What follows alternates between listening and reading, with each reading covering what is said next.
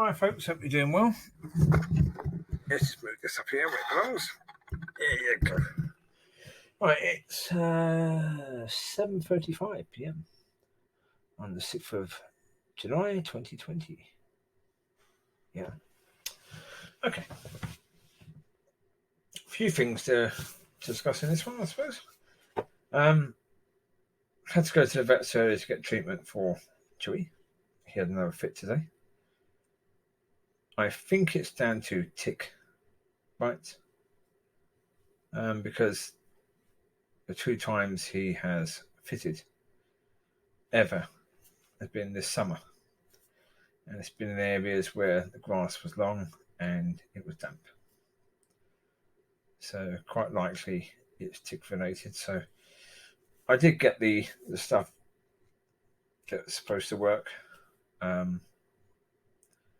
online, and obviously might work in the others, it doesn't work in him for some reason, and so I had to go to the vets and get the proper stuff, the 30 quid for one dose job.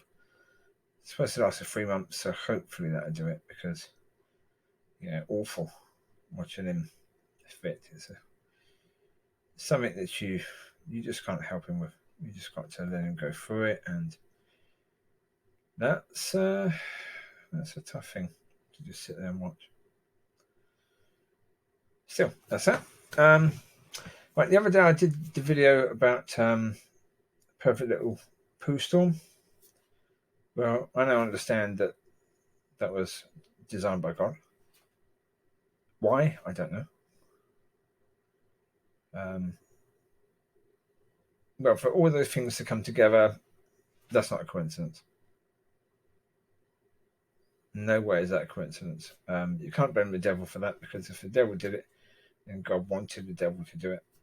So therefore, it's God. Simple as that. Why? Don't know. As yet. Have not come out with an answer to it yet. But one thing to point out. And the reason why I'm saying it's God is because some people could listen to that particular video and would understand it's God. So the reason why I'm saying it's God is to point out this one point afterwards. Just because it was God that did that, it does not excuse my behavior or their behavior in any way, shape, or form.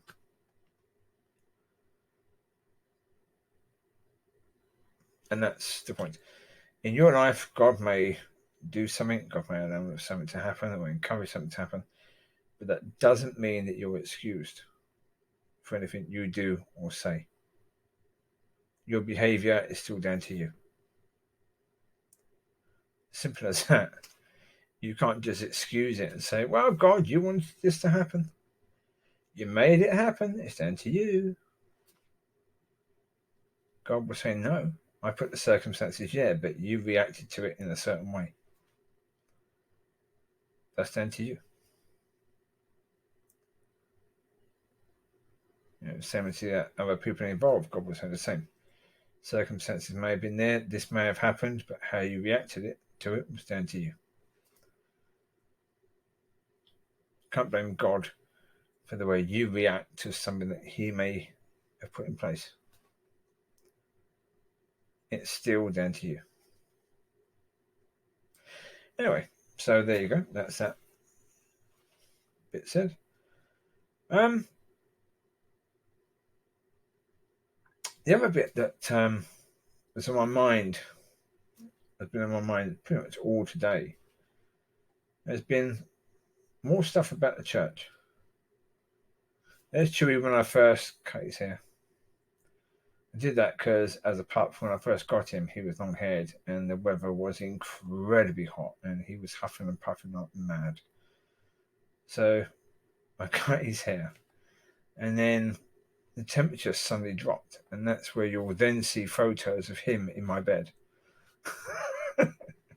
That's how that one worked. So I just saw the photo that you are seeing, and so just responding to that. I will do that sometimes, just to give a bit of background to the photo. So yeah. Yeah, that's a bit overshot, that image. A bit over bright. No idea why. That was Chewie when he was a baby. Mollie was about 5 months old, I think, at the time. Looked pretty much the same there as she does now. Chewie was titsy tiny. Just as lovable then as he is now. Such a sweetheart. He is my handsome little boy. He's still a puppy. He is, I love him to bits. I really do. He's such a loving, wonderfully kind little boy. He's got that nature about him. So anyway, yeah. Okay, about the church.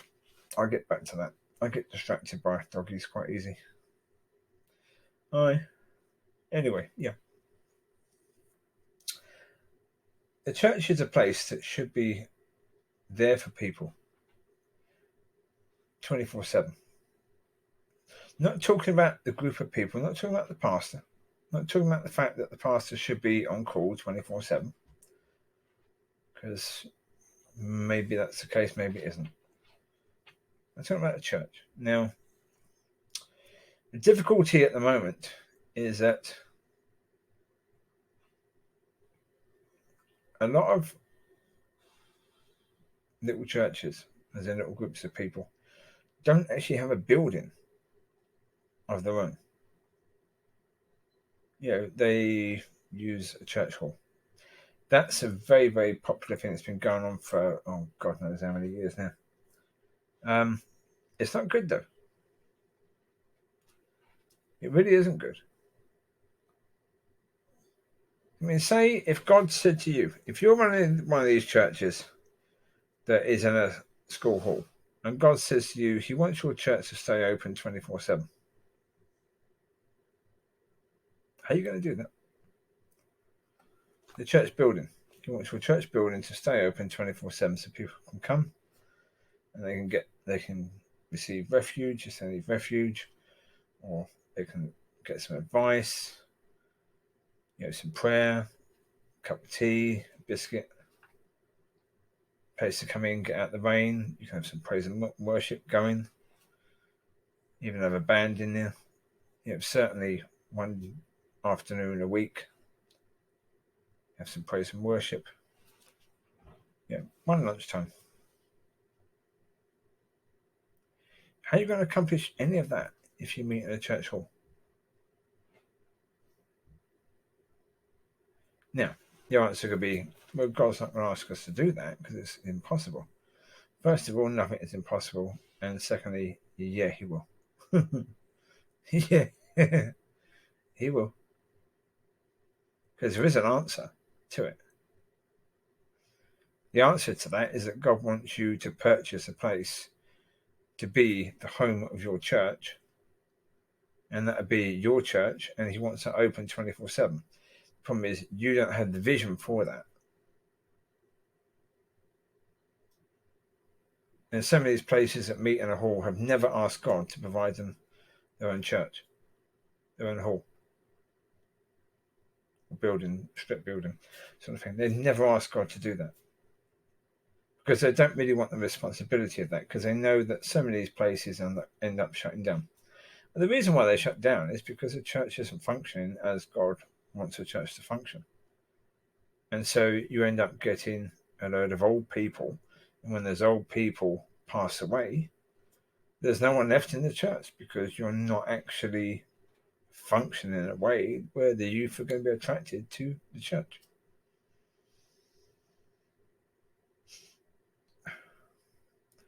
So I think Mollie's just done a body burp. You just done another body burp. Mollie Collie. You stink. Do you know that? You stink. You do, but I love you, but you do stink. Constantly doing body burps in your Mollie Collie, hey?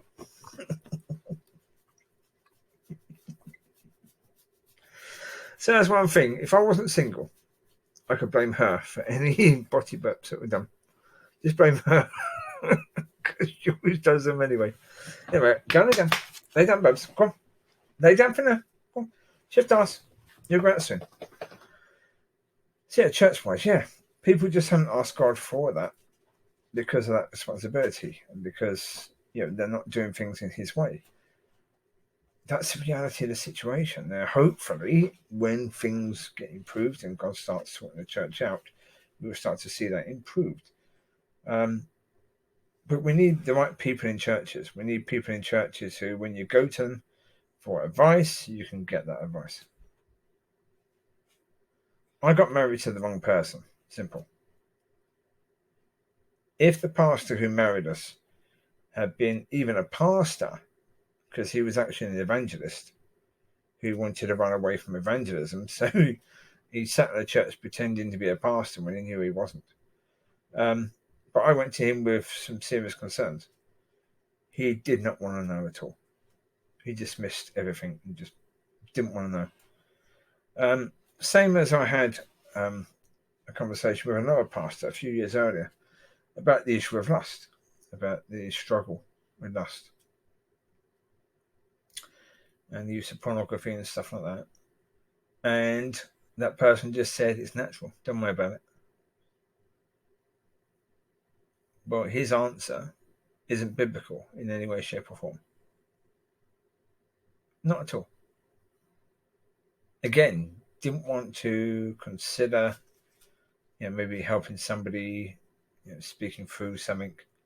It was just a quick, don't worry about it, it's natural, everyone does it. Okay, bye-bye. Yeah, of course. There'll be some examples where people will actually sit down and listen to you. Yeah, Robin Williamson. I mentioned him before. Lovely man. He would always sit down and listen to somebody. Yeah, he will certainly try and give you the time to do that. And there are many examples of people like him. But as I say, church is supposed to be a place where all of what I said before can happen, but where Christians can come and get their issues dealt with. But they can come and be cleansed, where the old can die, so a new man, as the Bible describes, can thrive. Instead of a new man being choked to death by the old. Which is such a common thing to be happening. So we need to see church functioning. And we need to see the right people taking place in churches. That's a key thing because, as I say, that's something that's been on my mind again today. Most of this stuff I'm saying now, I would have said before in other videos that I've made about this subject. But you know what? Yeshua mentioned a number of things over and over and over and over again because they were important. So I don't mind if I happen to repeat the same stuff a few times, and that's cool. I don't mind doing that. If it's important, then it should be said repeatedly because people may miss it in the first video. So keep at it. Keep on saying this stuff because it matters.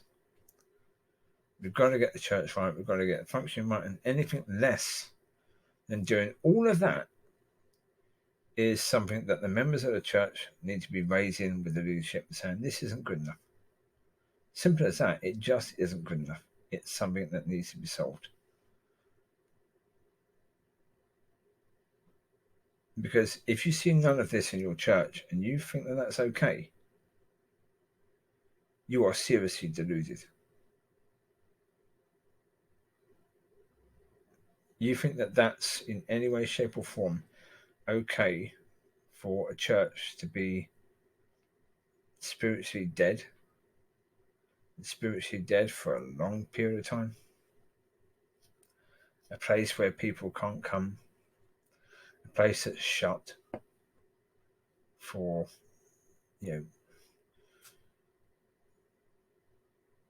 85% of the week.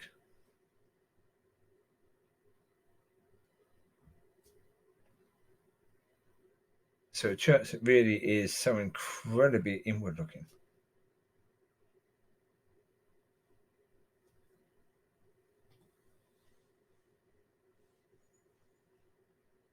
We need change. We need that when God says he's going to sort the church out, we need change. We need the right people in the right positions. We need pastors doing what they're called to do. Stop trying to lead the church. Take care of the people. Do your job. Stop trying to do a job that you were never called to do.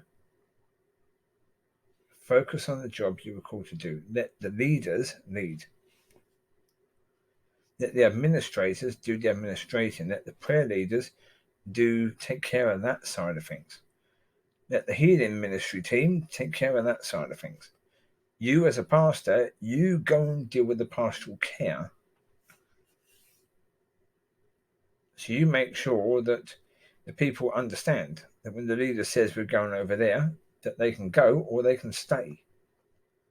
And by stay doesn't mean they can stay in the church, because the church is moving. If the church moves and they don't come, bye-bye.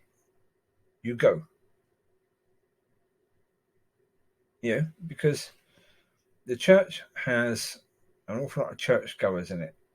People that aren't Christians that just go because it's Sunday, they go to church, because it's Easter, because it's Christmas, because it's spring harvest, they go to church. It doesn't mean they're Christian in any way, shape, or form.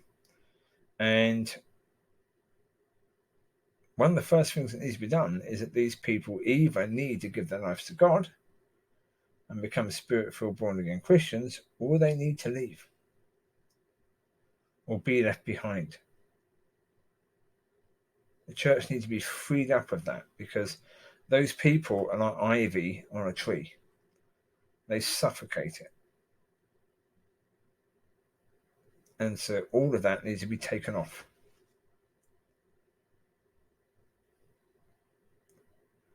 So your job is to get the spirit-filled, born-again Christian people who are a bit weaker, who are struggling, who for whatever reason are finding things tough.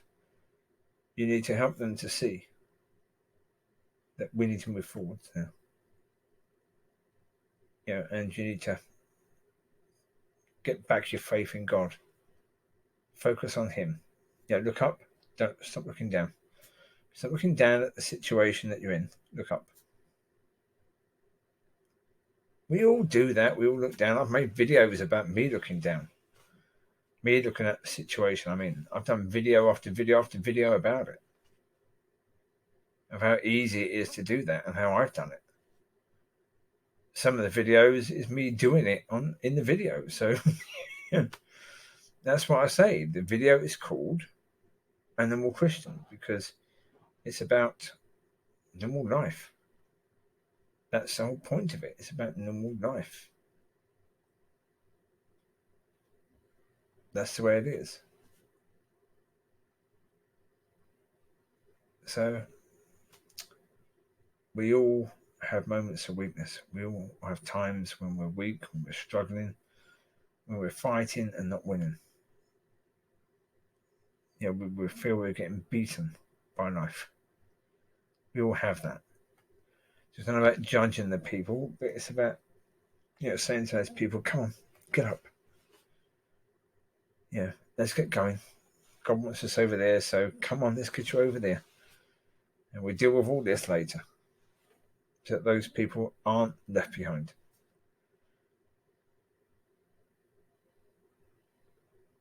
Leave the right people behind. Your job as pastors is to make sure that those people who are born again Christians are not left behind. Your job is to help them. So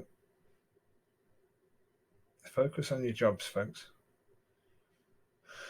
Let's get the right people in and let's start doing things God's way. Realizing that we have a job to do within our society, within our world. We are supposed to be shining the light. You can't shine the light if your building's shut all the time, or 85% of the time. You may need to be open a lot more to be able to shine the light. So there you go. That'll do for now. I'm going to have to take the doggies for a walk. So you take care. God bless. And I will speak to you soon. Bye-bye.